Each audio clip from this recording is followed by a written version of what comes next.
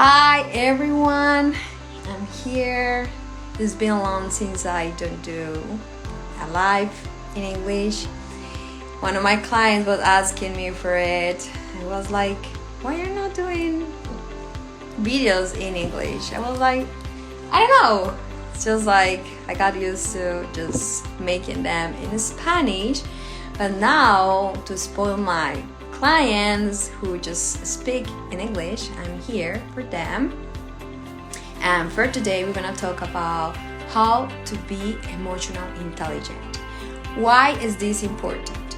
Because depending on how is your emotional home, and I'm gonna explain you what that means, will be your experiences, the results you're gonna get in your life. Why? What means emotional home? We all have those emotions that we have experienced for years. Year by year, we have the same emotions. That's what you can call emotional home. What this means? As a human beings, we have emotions, and every day we have thoughts, and those emotions comes after that thought. So first you have a thought, then you have an emotion. So if you're not aware of those emotions that you are experiencing every single year, every month, every day, so then you're gonna be so familiar with those emotions, and perhaps those emotions are not serving you to create the life you want. Remember that a thought is just a neural connection in your brain. After that neural connection, this is gonna create that reaction, that biological reaction in your body that is called emotion, right? We need to name things to master them. So before, of course, we didn't call this emotion, right? Like years ago. But then science said, okay, we're gonna call these reactions, these biological reactions, emotions. Because as a human beings, we came here to experience those kind of emotions. Why? Because it's our body talking to us, letting us know what is important, what is not important, what makes us happy, what perhaps is dangerous for us. So those kind of reactions that we call emotions are helpful for us to know what is right, what sometimes we need to be aware of, what can be dangerous for us. And also those emotions are created for us to know what we have to heal, right? So if we're experiencing, for example, if we are experiencing an emotion that becomes toxic for us, it's a sign that we need to heal that emotion.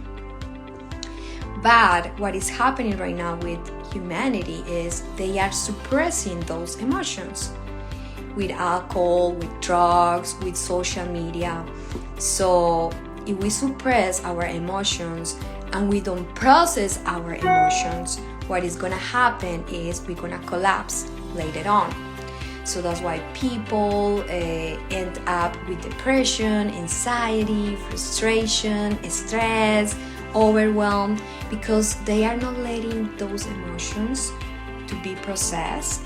And how we process our emotions? We need to be comfortable with the uncomfortable. So many emotions that we experience every day, a lot of emotions that we experience every day are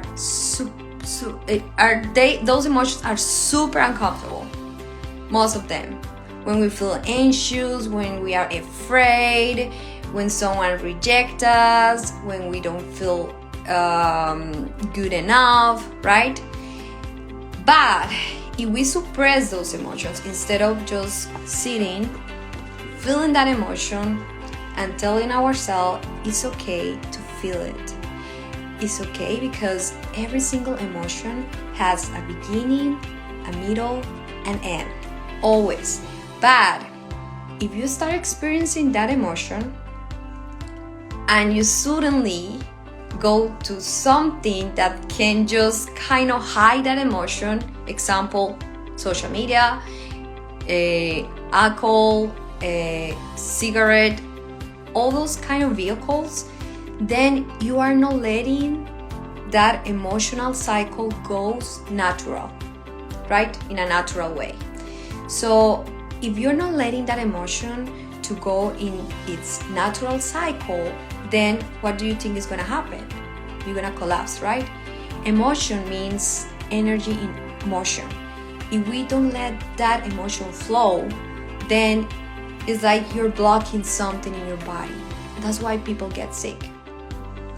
And how we become emotional intelligent? First, we need to be aware that we have emotions, right? That's the first step. I think we tend to disregard our emotions. It's like, oh yeah, I'm feeling sad, I'm feeling fearful, I'm feeling happy.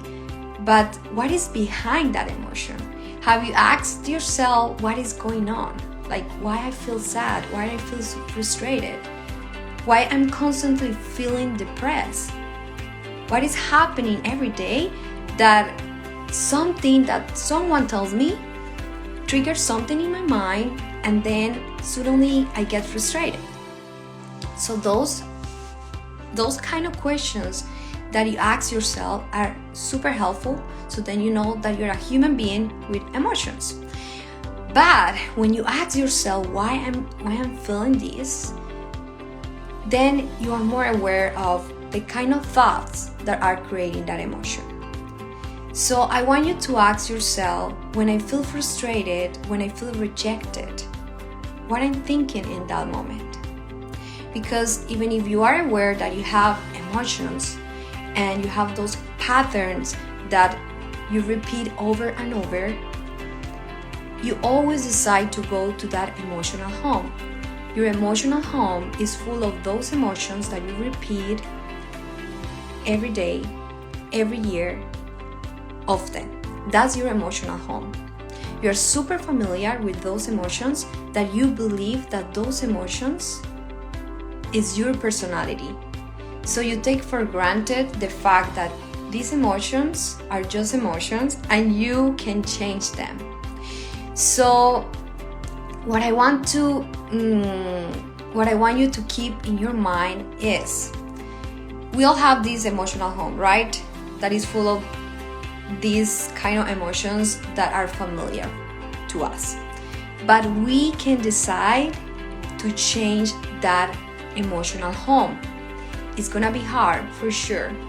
And I have experienced that because sometimes, even if I'm aware that it's an old pattern in my brain, in my mind, that wants to bring me to the old Alejandra, I struggle trying to redirect my mind to the new pattern that I want to follow.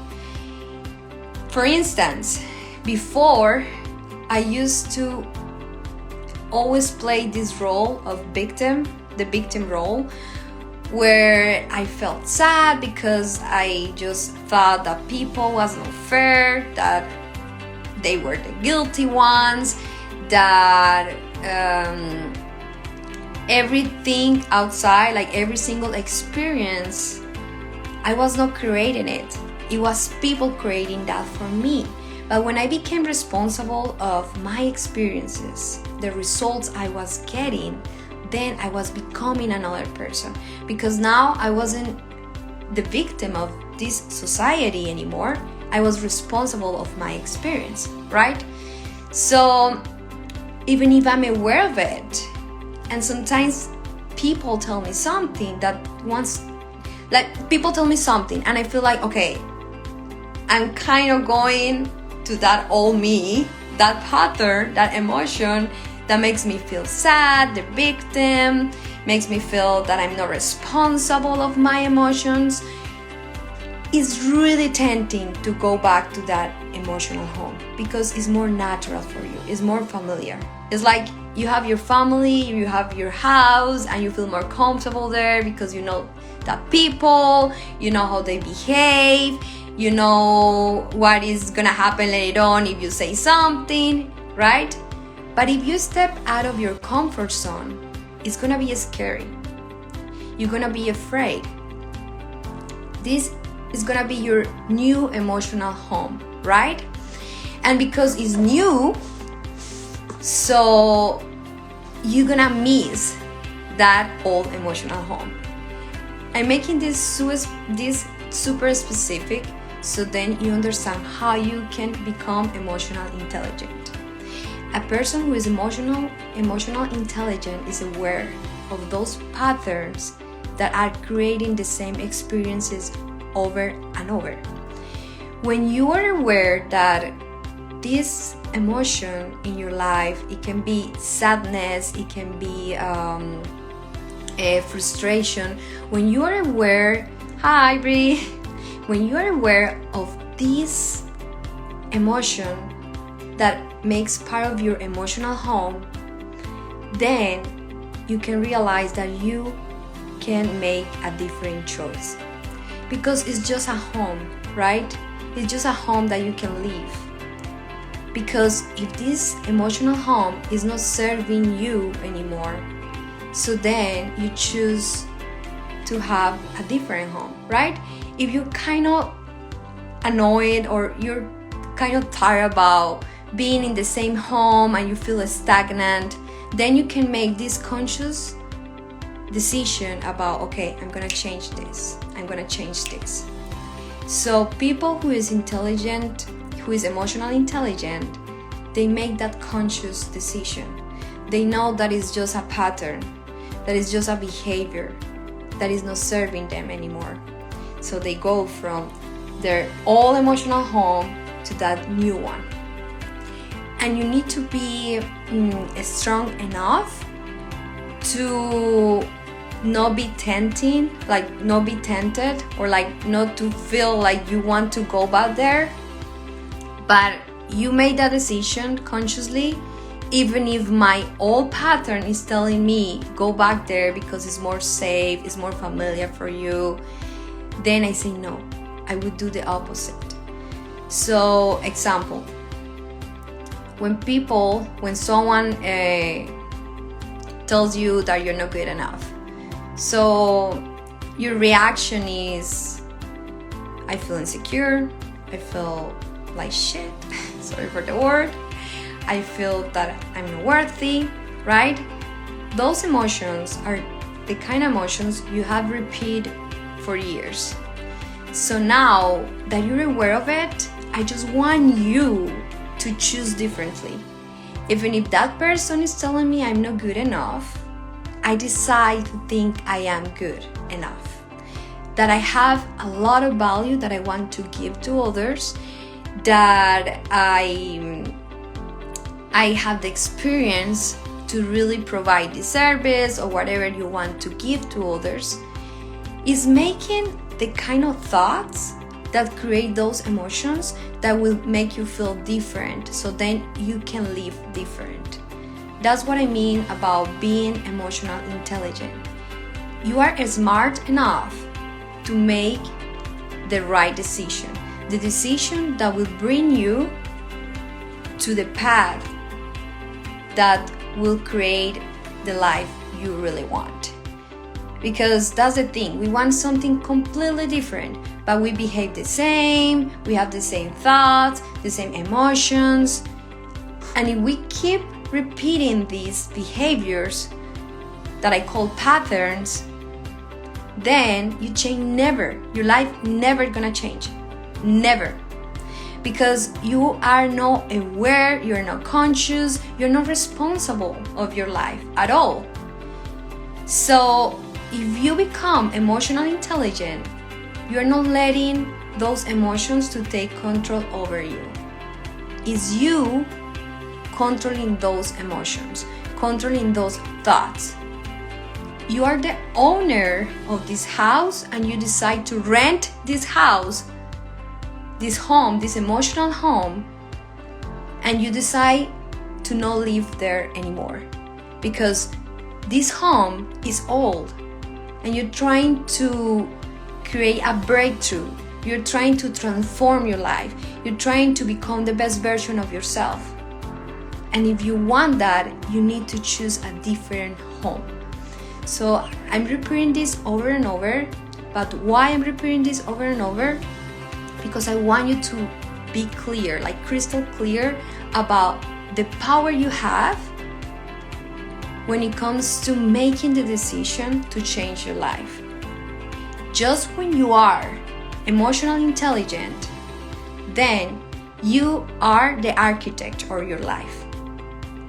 You are the creator of your life, and you are not the victim anymore, because it doesn't make sense, you know? Like, I'm so glad I made that decision, and now I can see that I'm responsible of my the results, the experiences. And people can say, oh, so I created a pandemic right now, I create COVID. No, but yes, you change the perception that you have. That's the power you can have right now, and it's available now. That no matter the circumstances around, you choose how you want to feel, how you want to react to it. That's the power you have. So during the pandemic, a lot of people was in crisis, right? A lot of people thought this was chaotic. But for a lot of people, that was the opportunity to spend more time with their family, to grow their business, to connect with other people. You know what I mean? It's like you have that power. And when you have that power, and when you choose the emotions that will serve you later on, then is you creating and manifesting what you want. Because it's what you project. And I'm gonna give you an example. In my business, at the beginning, I was super afraid. Of course, I was afraid because I was insecure.